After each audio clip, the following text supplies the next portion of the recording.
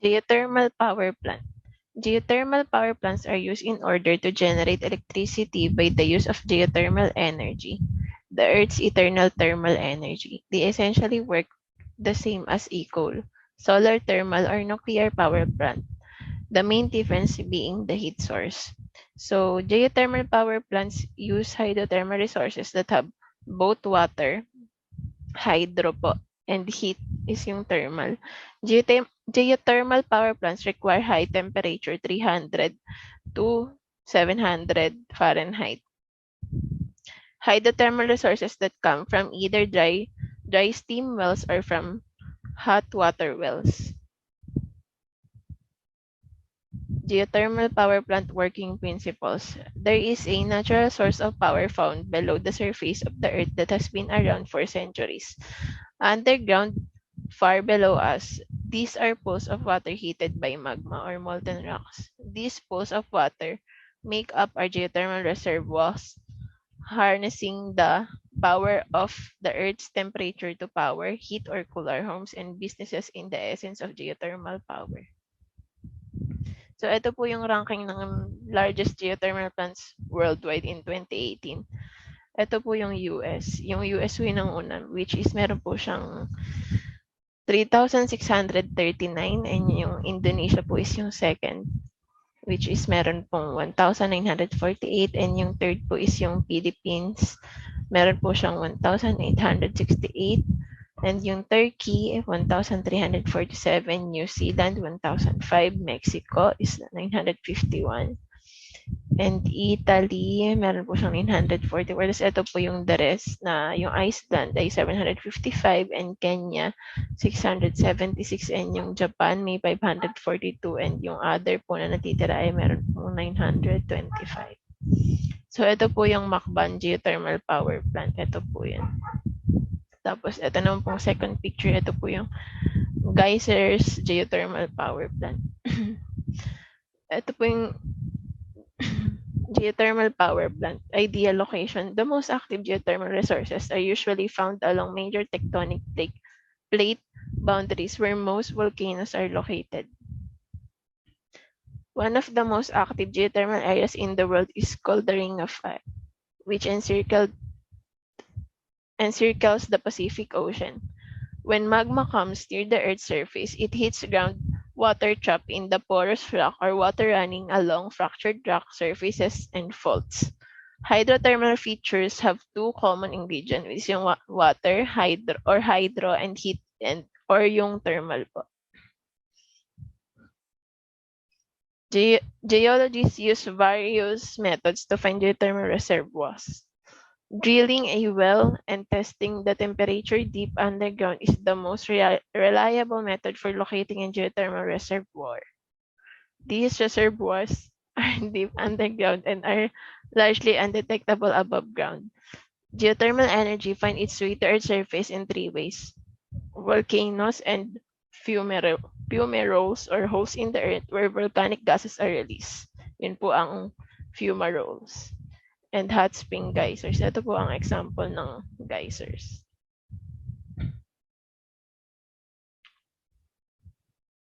Ito po ang working principle or dry steam power plant ng geothermal power plant.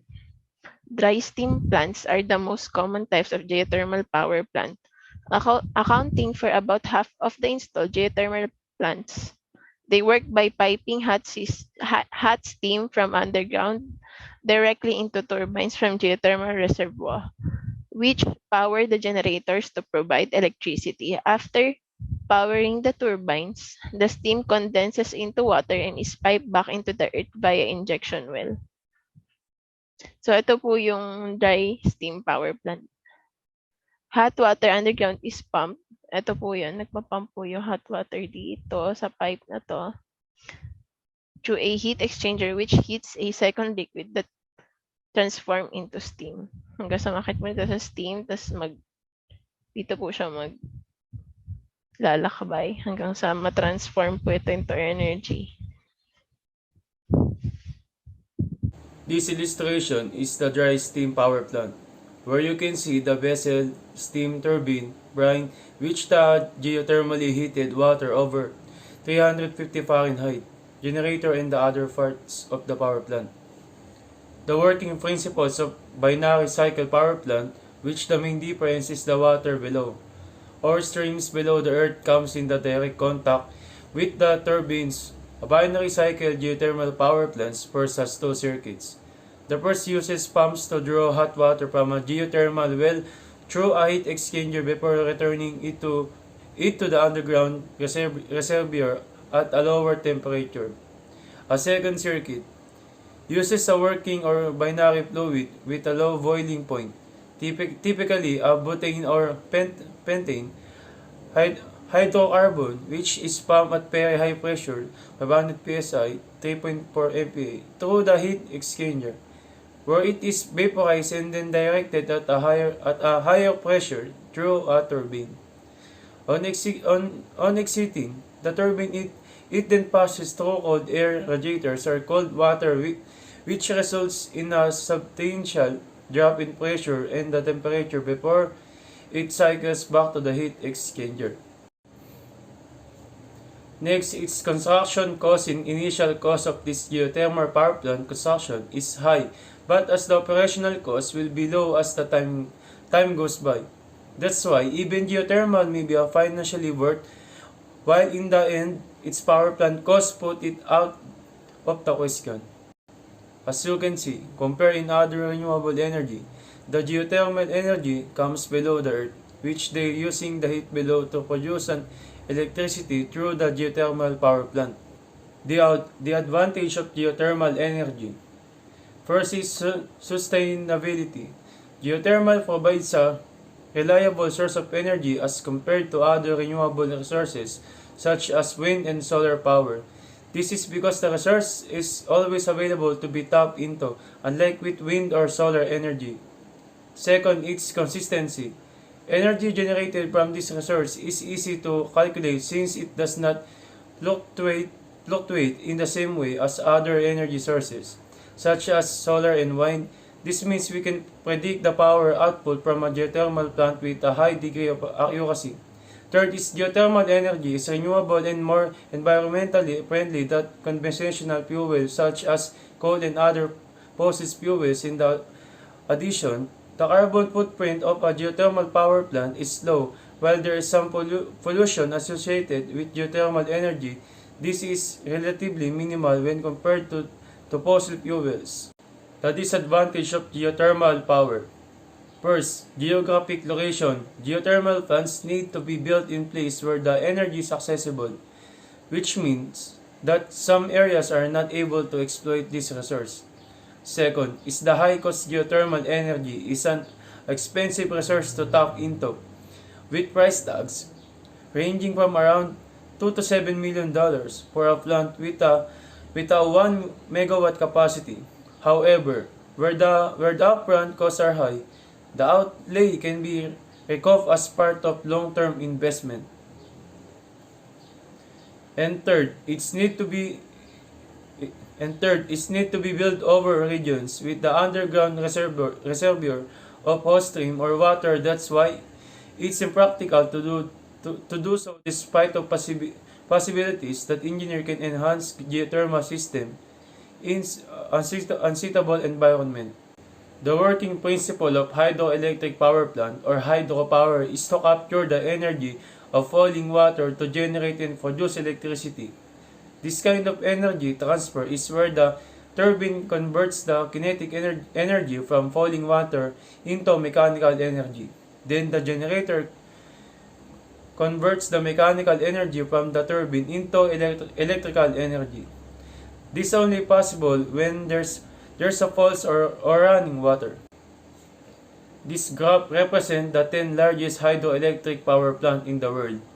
You can see the difference of electricity that they generate in gigawatts in the graph. The first or largest is the Tigers from China, followed by Itaipu from Brazil, and the third is Silodo from China again. Fourth is Guri from Venezuela. Fifth is Tokuri from Brazil again. Sixth is Kashiwazaki Kariwa from Japan. 7 is Grand Kolo from United States. 8 is Shanghaiba from China again. 9 is Longtan from China again. And the lowest is Sanayo Shusek, Shusenkasha Kayo from Russia. Good day everyone, my name is Yuan Olivias from the SCE 3D. Ang topic po na di-discuss ngayon is geothermal and hydropower. The largest hydropower in Philippines, Magat Dam. The Magat Hydroelectric Power Plant is one of the largest hydro facilities in Luzon with a maximum output of 380 MW. The construction of the dam started in 1975 and was completed in 1982. It is one of the largest dams in the Philippines. It is a multi-purpose dam which is used primarily for irrigating about 85,000 hectares, 210,000 acres of agricultural lands and power generation through the Magat Hydroelectric Power Plant. The dam is located within the boundaries of Nambilyagan, Alfonso Lista, Ifugao, and Ramon and Isabela. How it operates? Dam. Most hydropower plant rely on a dam that hold back water, creating a large reservoir.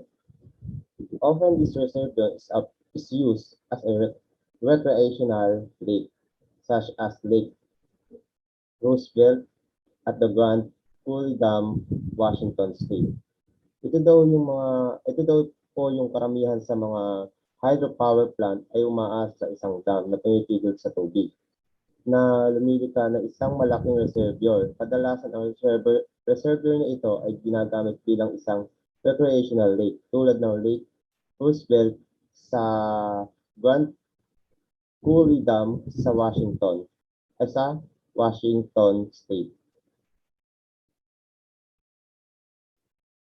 Intake. Gates on the dam open and gravity pulls the water through the penstock, a pipeline that leads to the turbine. Water builds up pressure as a flow through this pipe. In gravity pulls the water is sa pamamagitan ng penstock, isang pipeline na humahantong sa turbine. Ang tubig ay nagtatayo ng presyon habang ito ay dumadaloy sa tubo na ito. Turbine. The water strikes and turns the large blades of the turbine, which is attached to a generator above it by way of a shaft. Generators as the turbine blades turn, so do a series of magnets inside the generator.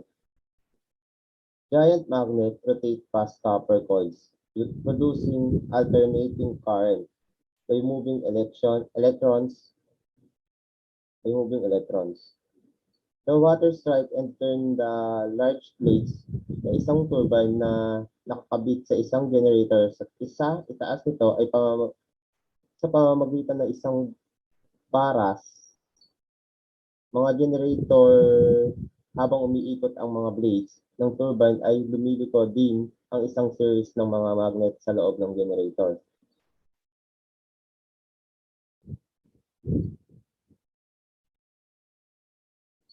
How it operates. Transformer. The transformer inside the powerhouse takes the AC and convert it to higher voltage current.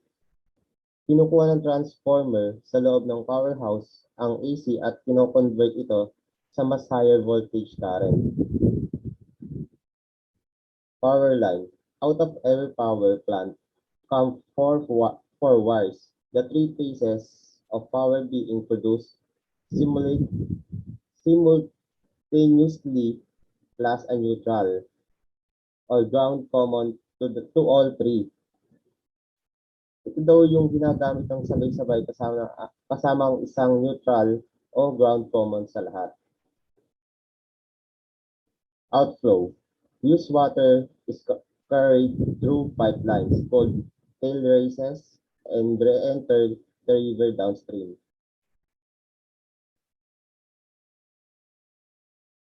Ang ginagamit na tubig ay dinadala sa pamamagitan ng mga pipeline na tinatawag na tailraces at muling pumapasok sa river downstream.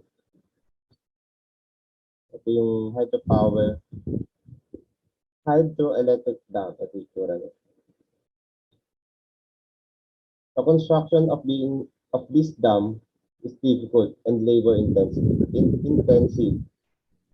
Before construction begins, water is diverted or prevented from moving through the construction site.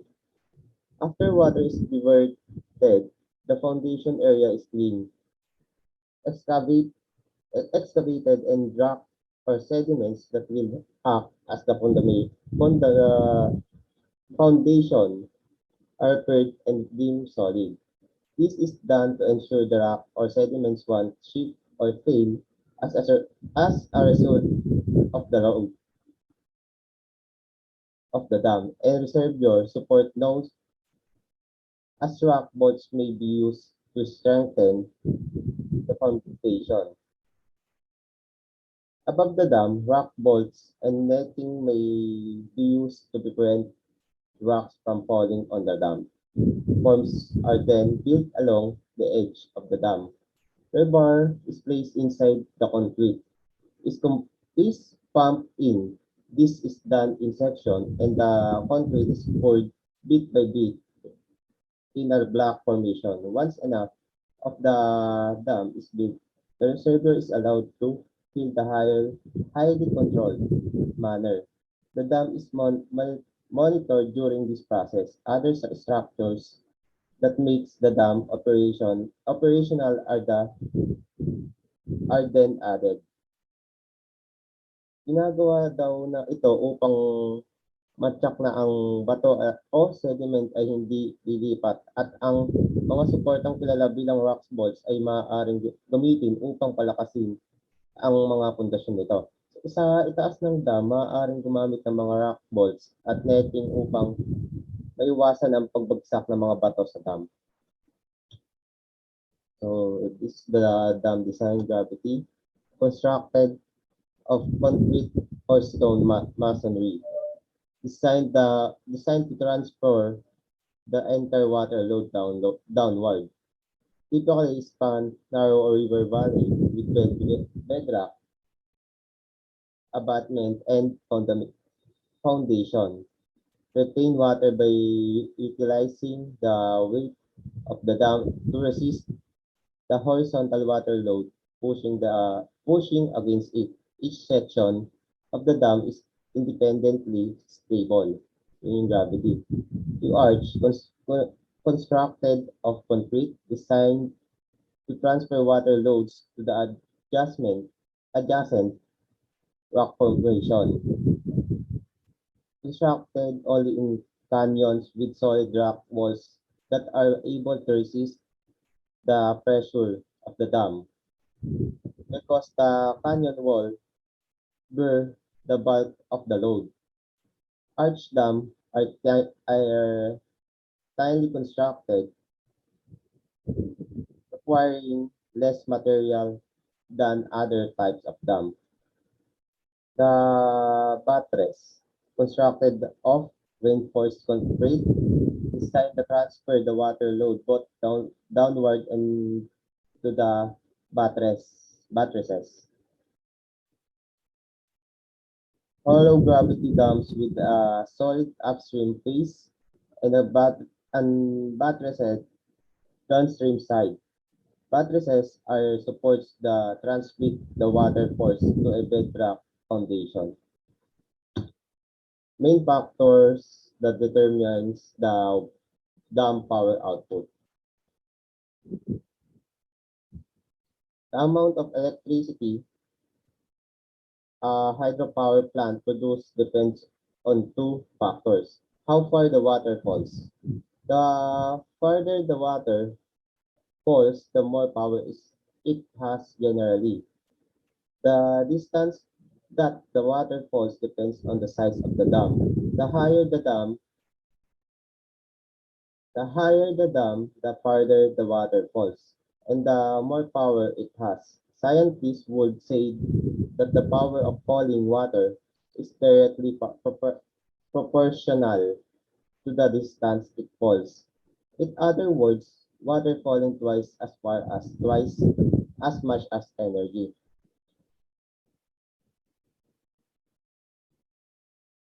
Kung mas malayo ang pagbagsak ng tubig, mas maraming power ang meron nito. Generally, ang distansya ng pagbagsak ng tubig ay depende sa laki ng dam. Kung mas mataas ang dam, mas malayo ang pagbagsak ng tubig at mas malakas ang power nito. Amount of water falling. More water falling through the turbine will produce more power. The amount of water available depends on the amount of water flowing down the river. Bigger rivers have more flowing water and can produce more energy. Power is also directly proportional to river flow. A river with twice the amount of flowing water as another river can produce twice as much energy. Ang mas maraming tubig daw po na bumabagsak sa turbine ay nagpo-produce ng mas maraming power. Ang dami ng tubig na makukuha ay depende sa dami ng tubig na dumadaloy sa ilog. Ang mga malalaking ilog ay may mas maraming dumadaloy na tubig at maaaring magawa ng mas maraming energy. Tallest dam. Currently, the tallest dam in the world is Luret Dam on the Vax River in Tajikistan. It is 984 feet or 300 meters tall. Hoover Dam is 726.5 feet or 221.3 meters tall. Today, Hoover Dam is still ranks in the top 20 of the tallest dam in the world, but only the concrete gravity and arch categories.